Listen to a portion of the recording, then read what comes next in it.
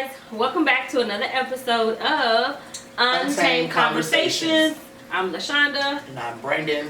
And we're ready to just jump into it. This is going to be another raw and uncut session. That's what we do best. Okay. So I think. Yeah, I feel that way. So I had to take notes today a little bit just so that we can make sure that we stay on our topic, which is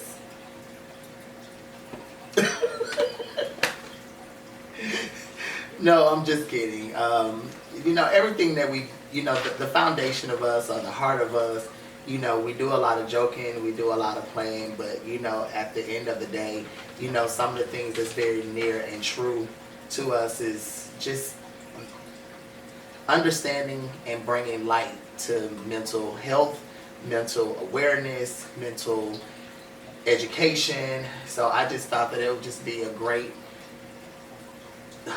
topic.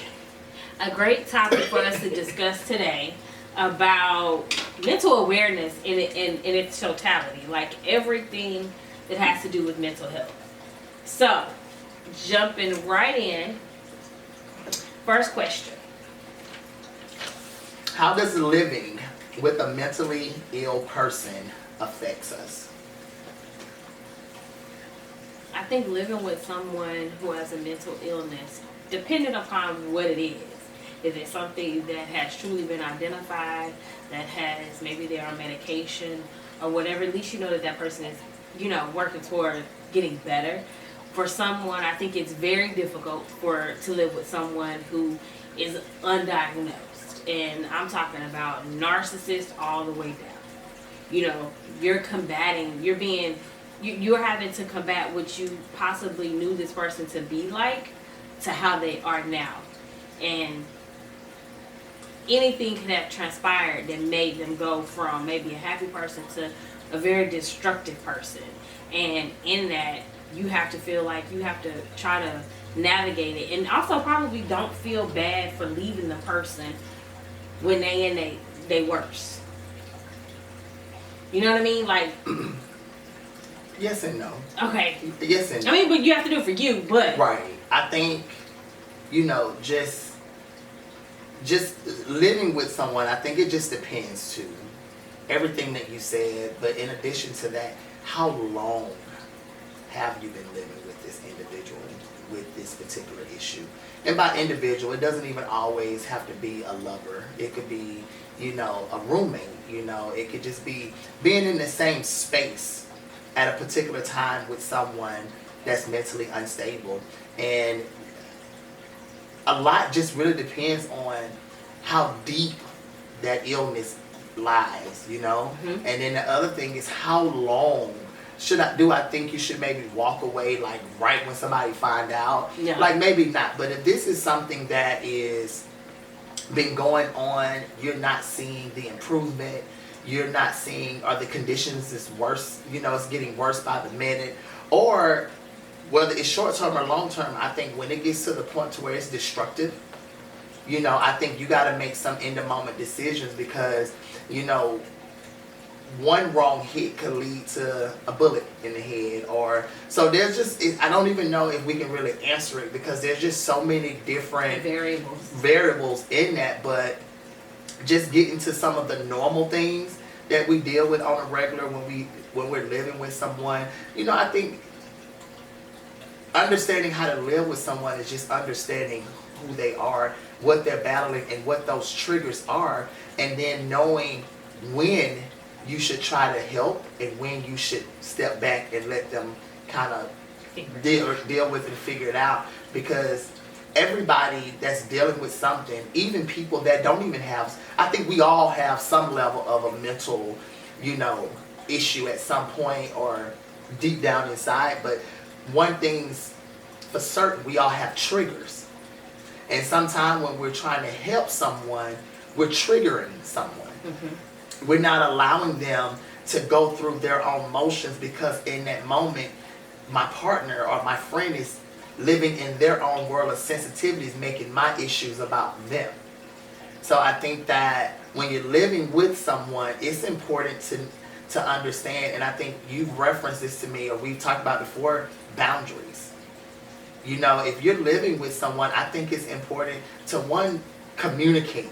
You know, this person has to communicate what they're going through, and then you also have to respect those boundaries of what they're going through. And if they are distant, sometimes let it be. You know, give them that space, because that distance may not mean I don't want to be with you. That distance just means, you know what, I'm going through, this is my moment, let me just deal with me, and then after I process it, then I can come back and deal with us. Okay, now to that I'm asking, are we talking about a situation where somebody has been diagnosed with something? Or are we talking about something where, say, someone has not been diagnosed, but you're in a situation and it's almost like, say, the gaslighting, the narcissistic behavior, where somebody is gaslighting you and you're sitting here saying, oh my God, like you have a mental problem because you keep putting situations off on me, or you going around tearing up the house. You know what I mean? That could be a lot of relationships. Everything start off what we call it, the newness. Or the honeymoon Boom phase. You know, when you first get with somebody, everything is you're hanging out. You kind of neglect your friends, your family, because you're trying to get to know this person and y'all all loving on each other. Well, when that phase wears off, all those red flags that are now your everyday, they were probably there. What did you say? Being possessive. Mm-hmm. When someone is like, where you going? Mm-hmm. Who you on the phone with? Why she always coming over here? Who is he? I never heard of this person before. You never heard of anybody before because we've been too busy canoodling. Yep. And those behaviors are something else. Like, you think that somebody is checking in on you. Man, that's cute. Because they checking in and they going, hey babe, miss you, where you at? What you doing? What time you getting home? And you like, oh, he just want to make sure I get home. All this stuff going on in the world. That's still, you got to take it into which the person is saying it. And if your red flags go up, it's something there. That's for me, that's something for somebody that has not been diagnosed with anything. You know, trying to track me all day, trying to check my friends and stuff like that. That's just something that's like, I think that lends itself to be something destructive down the line. Right. And I think it happens to, I think it happens to everyone. You know, it's fortunate for some people that, certain things never escalate to be bigger things. For some people, you can see certain things and they just stay that way. But then for certain people, and I'm not going to even say one has anything to do with being, diagnosed or not diagnosed.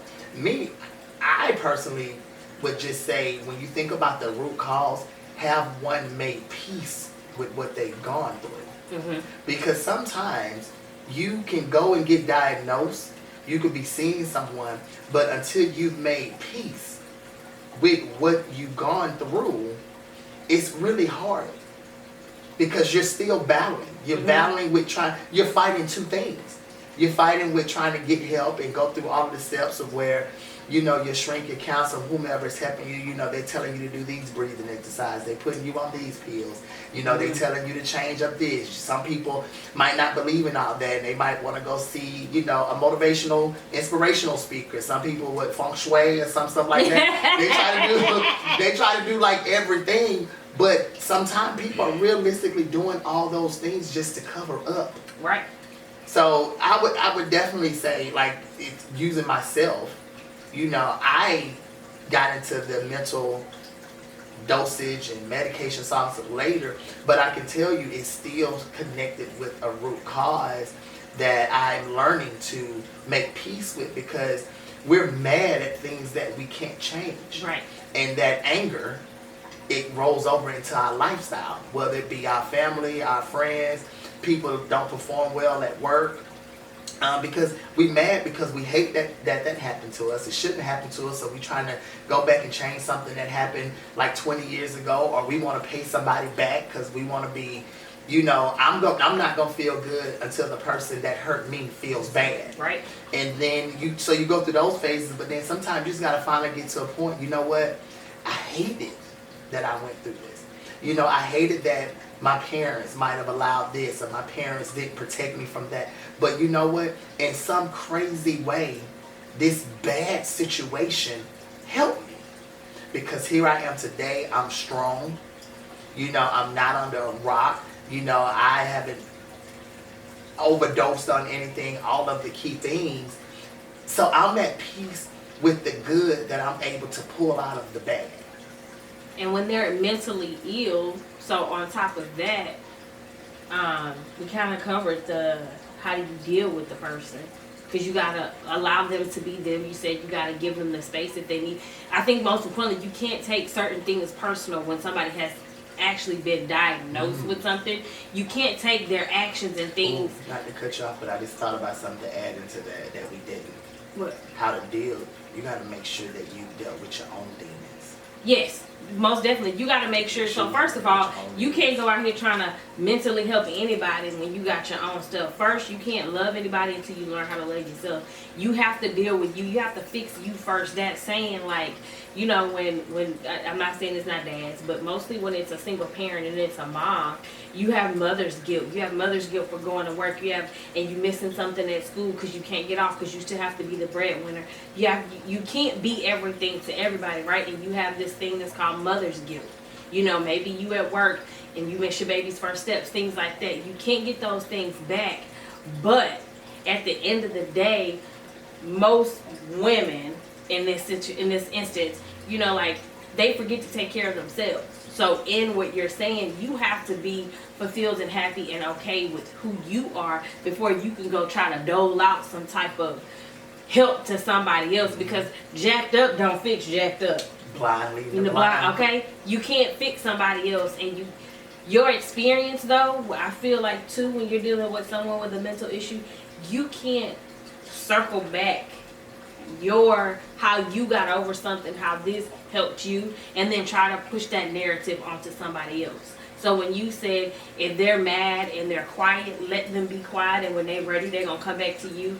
Not you standing there going, it's been 2 days since he done said something to me or she done said something to me. Like when this happened to me the last time, I got over it within like 15 minutes. I don't understand. They not you. You have to respect those boundaries of where that person is. If you're gonna sit there and choose to love the person, be it boyfriend, girlfriend, lover, spouse, what friend, whatever, you gotta let them be in the moment of where they are. They have to get clarity for themselves, not you pushing your agenda on them and giving them a timeline on when they're supposed to feel better. I agree. Okay, I think we did that other part.